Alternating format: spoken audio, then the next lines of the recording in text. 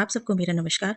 आशा करती हूँ आप सभी अच्छे होंगे। आज से हम आपके लिए लेकर आए हैं हिंदी साहित्य से संबंधित वन लाइनर सीरीज, जो आपके लिए हर एग्जाम में, चाहे वह डीएसएसबी, टीजीटी, पीजीटी हो, यूजीसी नेट, जेआरएफ हो या किसी भी स्टेट राज्य से संबंधित टेट का एग्जाम हो, उन सब के लिए यह वन लाइनर सीरीज रामबाण साबित होगी। तो आइए शुरू करते हैं। जैसा कि आप सबको स्क्रीन पर दिखाई दे रहा होगा, यह पुस्तक का मुख्य पृष्ठ है।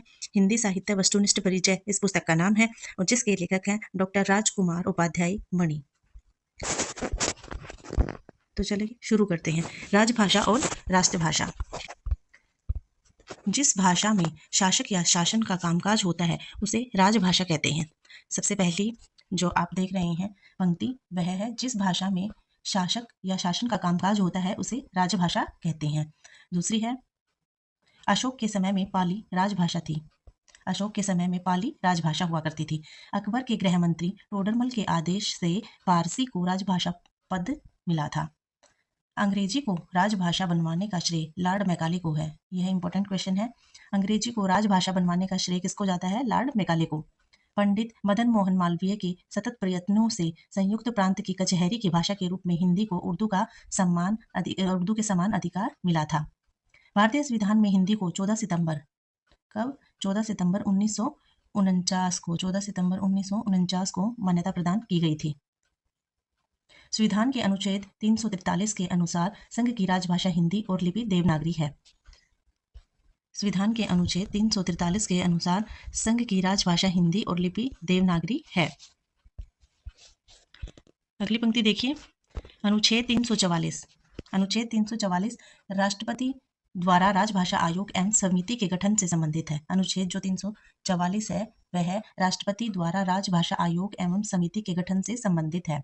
संविधान के अनुच्छेद 344(1) के अनुपालन में राष्ट्रपति द्वारा 1955 को राजभाषा आयोग के गठन का आदेश जारी हुआ था। राजभाषा आयोग की प्रथम बैठक 15 जुलाई 1955 को हुई थी। 15 जुलाई 1955 को राजभाषा आयोग की प्रथम बैठक हुई थी। राजभाषा आयोग के प्रथम अध्यक्ष कौन थे? बाल गंगाधर खरे। ये बहुत इंपॉर्टेंट है। राजभाषा आयोग के प्रथम अध्यक्ष कौन थे? बाल गंगाधर खरे। अनुच्छेद 349 में भाषा से संबंधित विधियां अधिनियमित करने की प्रक्रिया का वर्णन है। अनुच्छेद 351 में सरकार के उन कर्तव्यों एवं दायित्वों का उल्लेख किया है जिनका पालन हिंदी के प्रचार प्रसार और विकास के लिए उसे करना है।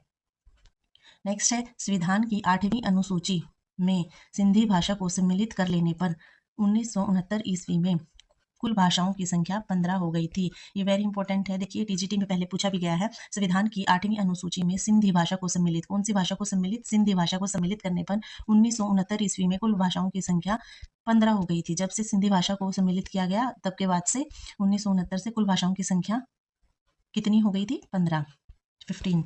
वर्तमान में संविधान की 8वीं अनुसूची में 22 भाषाओं का उल्लेख किया है। वर्तमान में संविधान की 8वीं अनुसूची में 22 भारतीय भाषाओं का उल्लेख किया गया है।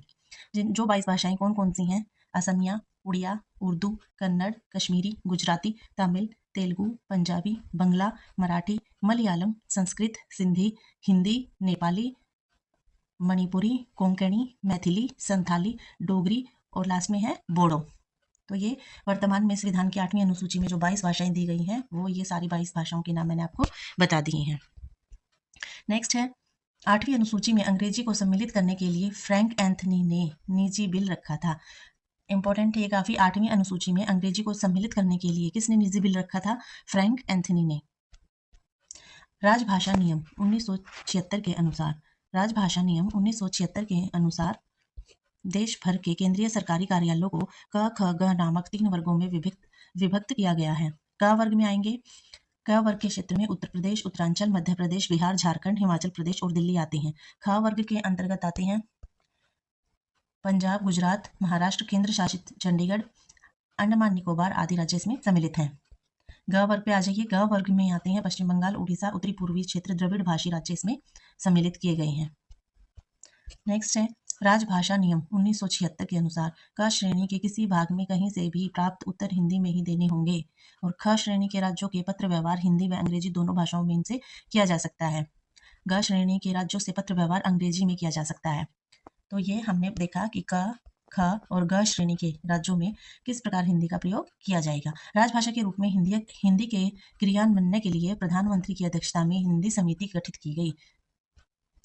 प्रधानमंत्री की अध्यक्षता में केंद्रीय हिंदी समिति का गठन किया गया। ठीक है, नेक्स्ट पृष्ठ पे आ जाइए। केंद्र सरकार के कर्मचारियों को हिंदी सिखाने के लिए हिंदी शिक्षण योजना आरंभ की गई है। केंद्र सरकार के जितने भी कर्मचारी हैं उनको हिंदी सिखाने के लिए हिंदी शिक्षण योजना की शुरुआत की गई है। राजभाषा नियम 1976 के अनुसार जिस कर्मचारी ने मैट्रिक आदि परीक्षा में हिंदी ली थी उसे प्रवीण माना जाएगा। उसे क्या माना जाएगा? प्रवीण। जब संविधान बना था उस समय 8वीं अनुसूची में कुल कितनी भाषाएं थी? 14। जब संविधान बना था उस टाइम पे कितनी भाषाएं थी? कुल 8वीं अनुसूची में 14, और अब वर्तमान में कितनी है? 22 भाषाएं, जो हमने अभी पढ़ी हैं। संख्या की दृष्टि से संविधान का सर्वप्रथम उपबंध कौन सा है जिसमें राजभाषा के संदर्भ में निर्देश हैं? अनुच्छेद 120। अनुच्छेद 120। संविधान की राजभाषा संबंधी प्रावधान कौन कौन से हैं? संविधान के भाग 2 अनुच्छेद 120 में संसद की भाषा का वर्णन है। संविधान के भाग 6 के अनुच्छेद 210 में राज्य की विधानसभाओं के संदर्भ में निर्देश दिए गए हैं। संविधान के भाग 17 के अनुच्छेद कौन कौन से हैं?